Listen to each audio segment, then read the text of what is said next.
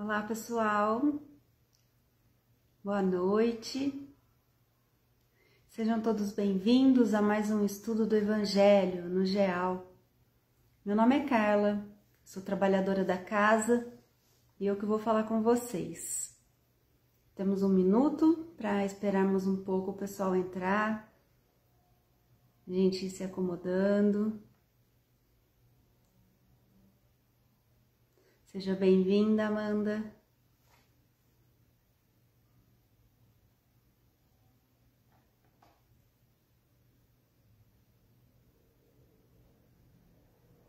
Deu uma esquentadinha aí, gente?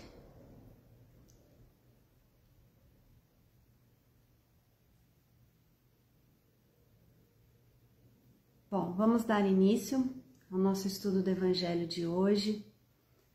Nós vamos falar do capítulo 26, Dai gratuitamente o que gratuitamente recebeste. Nossos itens são os itens de 7 a 10. Nós vamos falar da mediunidade gratuita. E antes da gente começar, como de praxe, vamos fazer uma vibração positiva, um pensamento positivo na nossa oração inicial. Convido que se acomodem nos seus lugares, aquietem seus corações, elevem seus pensamentos a Jesus e vamos agradecer a esse Pai Celestial maravilhoso por mais um dia na nossa vida, por mais um dia de conquista, de bons pensamentos e de vitórias. Vamos agradecer a Deus a oportunidade de estarmos reencarnados nessa família, nesse trabalho, nessa sociedade.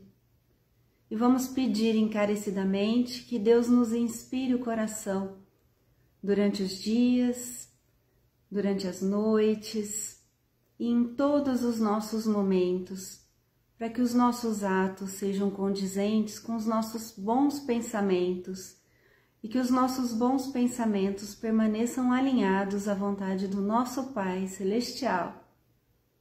Que assim seja. Considerando que nós vamos falar sobre mediunidade gratuita, nós precisamos lembrar a definição de médium, né?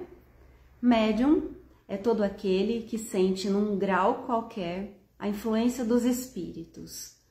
Ao passo, como todos nós sentimos, porque é uma faculdade orgânica, podemos nos considerar todos médiums.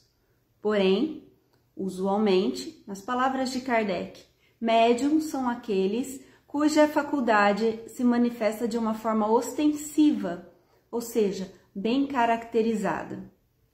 Nós vamos falar desses médiums ostensivos, dessa mediunidade bem caracterizada. É uma faculdade orgânica e todos nós possuímos. Não é privilégio de nenhuma pessoa ser médium ou não. Traz mais responsabilidades do que usufrutos, porque muitas vezes nós enxergamos os médiuns missionários contando as suas comunicações com espíritos superiores e achamos que é assim o tempo todo.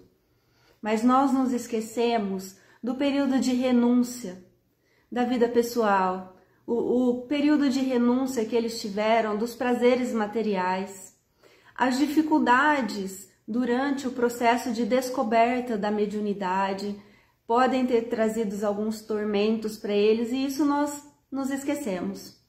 Porque um médium ostensivo, ele necessita de muita disciplina para exercer essa faculdade com dignidade. O objetivo da mediunidade é a gente passar a mensagem dos espíritos para a humanidade, de forma ampla que possa alcançar mais pessoas. Precisamos ser Divaldo Franco, precisamos ser Chico Xavier e outros médiuns de renome? Não, nós atuamos dentro da esfera que nos cabe, da forma com que Deus projetou para nós, conforme as nossas aptidões, conforme nossas faculdades mediúnicas e as nossas oportunidades. Então, quando a gente tem a intenção do bem, a intenção de se melhorar, mesmo que a gente erre, a gente começa a atrair os espíritos mais elevados para perto de nós. Esses espíritos mais elevados, eles nos inspiram. Eles afastam os espíritos menos elevados e que, porventura, tentam nos atrapalhar ou dificultar o caminho na mediunidade. Quando nós nos moralizamos em prol da mediunidade, estamos trabalhando pela melhoria do nosso espírito, na nossa própria evolução. E esse caminho de redenção e humildade atrás da mediunidade também nos traz elevação. Porque feliz é o trabalhador que o Senhor encontra servindo. E nos serviços da caridade, quanto mais devoção a gente tiver, melhor. E não só devoção, gente, desinteresse. Nós devemos trabalhar para a caridade com desinteresse. No caso da mediunidade, existem alguns médiuns frívolos. Existem também médiuns charlatões, como o próprio Allan Kardec cita no livro dos médiuns. Eu acho que é capítulo 28, 26, não tenho certeza. Allan Kardec cita sobre esses charlatões, que eles enganam as pessoas, eles cobram dinheiro para enganar. Podem até ser médiuns, mas não se comprometem com a verdade. Se comprometem com o interesse pessoal de se beneficiar com aquilo que eles fizeram uma profissão. E nunca foi e nunca vai ser uma profissão a mediunidade. Porque nós dependemos dos espíritos, a faculdade é orgânica nossa. Mas se os espíritos não quiserem se comunicar conosco, qual o compromisso que nós vamos assumir com as outras pessoas? Então, esses charlatões que enganam, eles cobram, e pelo simples fato de cobrarem e exigirem alguma recompensa, às vezes não é nem em dinheiro, mas em prestígio, em alguma colocação social, é um interesse material que essa pessoa tem. Nós já podemos descaracterizar daquele bom médium. E os médiums frívolos são aqueles que de fato possuem uma capacidade ostensiva, mas que, de acordo com seus interesses pessoais, aguçados, estimulando que eles busquem cada vez mais satisfazer a questão pessoal e não comunitária e não social, eles se prendem a espíritos da mesma estirpe, espíritos frívolos. Lembra no começo que eu falei que a moralidade atrai os espíritos mais elevados? Da mesma forma, a frivolidade atrai os espíritos menos elevados, que estão dispostos a enganar, a fazer travessuras com a gente. E esses sim toleram que nós cobremos para fazer o serviço do qual eles prestam a informação. E pode ser que um dia eles vão nos cobrar. Porque se eles também aceitam o nosso interesse, eles também têm interesse na gente. Pode ser que nos cobrem enquanto estamos na vida, ou eles vêm nos buscar no momento do nosso desencarne para nos cobrar alguma coisa que eles entendam que nós estejamos devendo. Quando nós nos filiamos a esses espíritos frívolos, nós aceitamos receber dinheiro ou alguma recompensa pelo trabalho da caridade na mediunidade, nós corremos sérios riscos de nos aprisionarmos em processos obsessivos, em desentendimentos, desequilíbrios inúmeros. Então, antes de fazermos qualquer coisa nesse sentido, vamos refletir o que nós esperamos para nós. Porque o bom médium, além de estabelecer essa sintonia com os bons espíritos através do seu desenvolvimento moral e receber a proteção deles, o bom médium, ele é um médium conforme Jesus ensinou. É um médium que pratica o Evangelho de Jesus dentro da própria vida. É a execução da mediunidade com Jesus. E como que é essa execução da mediunidade com Jesus? É fazer esse esforço moral para se aprimorar, corrigir as más tendências, deixar para trás todo e qualquer interesse. Igual a frase do início do nosso capítulo, que já foi lido por colega nosso no começo. Restituir a saúde aos doentes, ressuscitai os mortos, procurai os leprosos, expulsai os demônios, dai gratuitamente o que gratuitamente recebeste. Jesus e os discípulos fizeram tudo isso, essas curas, afastaram os espíritos que estavam prejudicando a vida das pessoas nos processos obsessivos. Eles mal tinham uma almofada para descansar a cabeça e não cobraram R$1. O exercício irregular da mediunidade é tão sério que vocês lembram da história do Moisés do Egito que trouxe os 10 mandamentos, né? Um médium ostensivo de N capacidades mediúnicas incríveis, mas ele proibiu o que é improibível, o que não se proíbe. Naquela época de Moisés, mais ou menos 1500 anos antes de Cristo, ele proibiu as pessoas de se comunicarem com os espíritos. Porque ele era egoísta, queria só para ele? Porque ele controlava os espíritos? Não consegue controlar os espíritos. O médium pode não querer falar, mas ele não vai deixar de ver, ouvir, sentir. A faculdade dele é latente. E se os espíritos quiserem ser vistos, quiserem ser ouvidos, sentidos, eles se farão sentir, ouvir e ser vistos. Moisés proibiu naquela época por conta do uso irregular. Antigamente era uma prática cobrar a participação dos médiuns, porque eles faziam muitas vezes de oráculo. Eles queriam previsões, para vencer a guerra, para vencer o inimigo. Eles faziam movimentos sensuais, assim, orgias mesmo, com relação à mediunidade. Queriam maldade, muitas vezes não atraíam bons espíritos e mais. Como Moisés veio trazer o monoteísmo, a crença num único Deus, se a mediunidade não estudada, não moralizada, fosse do jeito que estivesse indo, e eles achando que os espíritos eram deuses, eles iam continuar com resistência para receber o monoteísmo. Então, são N fatores que eles faziam naquela época e que prejudicava a mediunidade com Jesus. Não tinha Jesus naquela época, mas os preceitos e os princípios são os mesmos.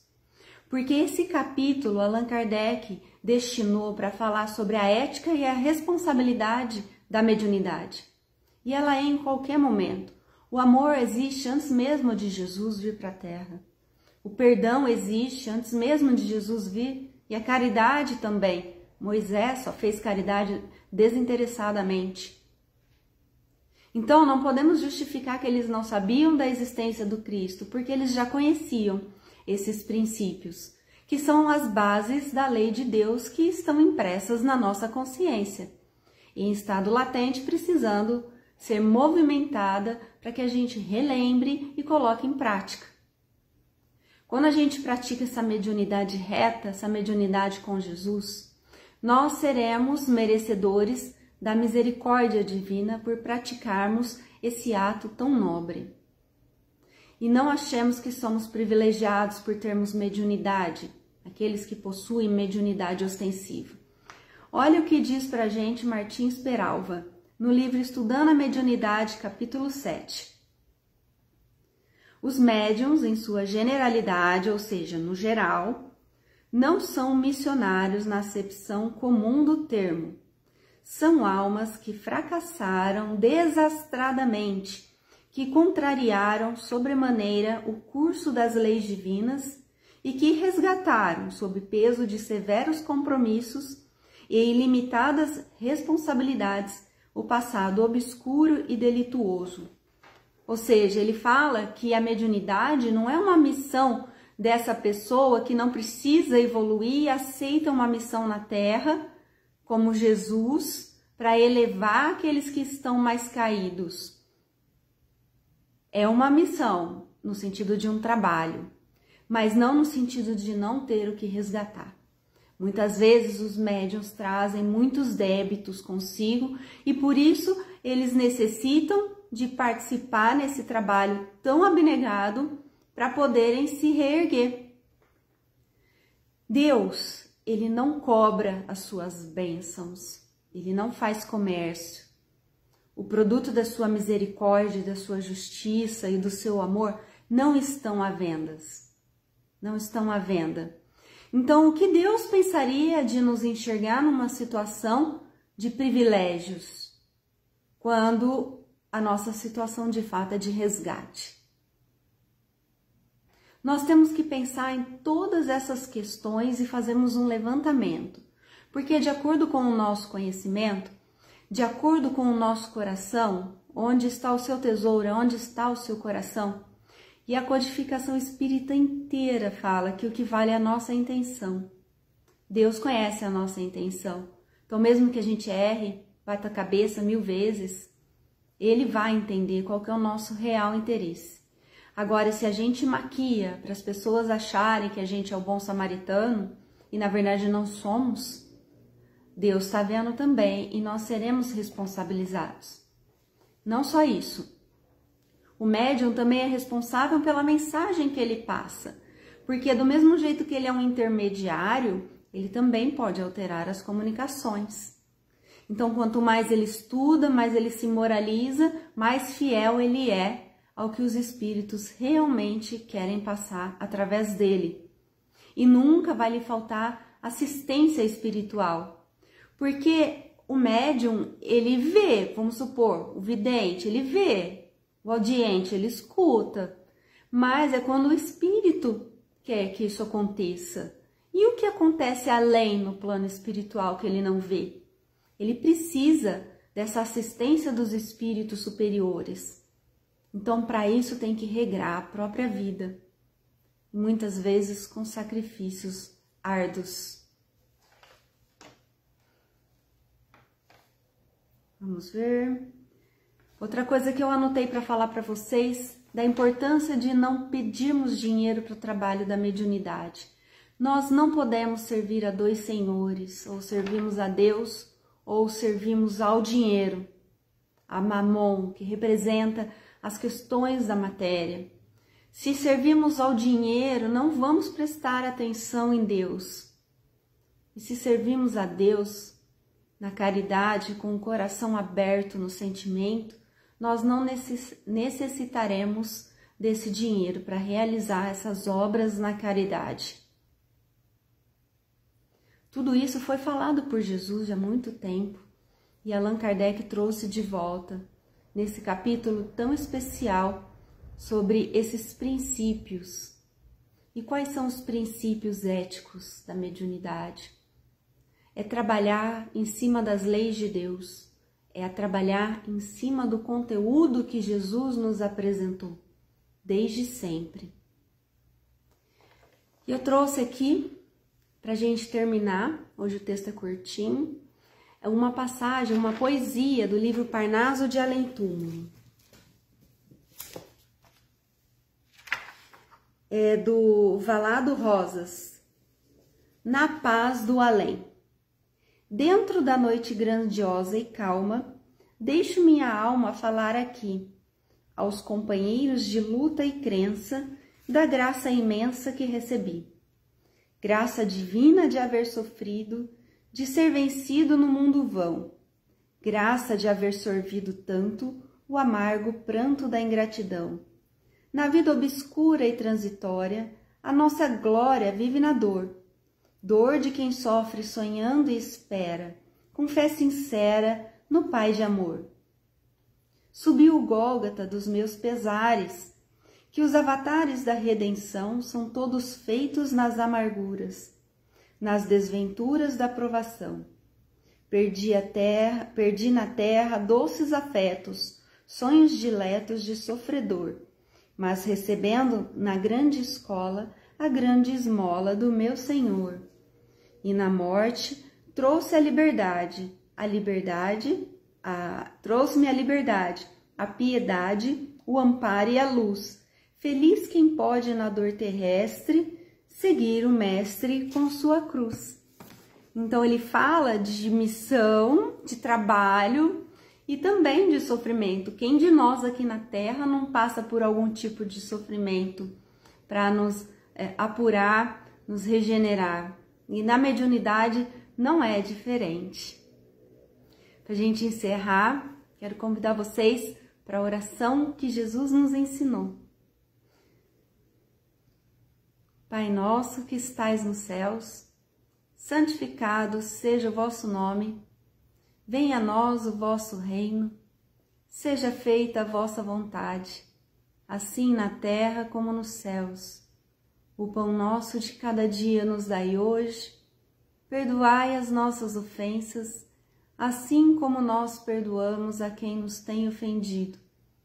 E não nos deixeis cair em tentações, mas livrai-nos e guardai-nos de todos os males, que assim seja. Bom restinho de semana para vocês e até a próxima.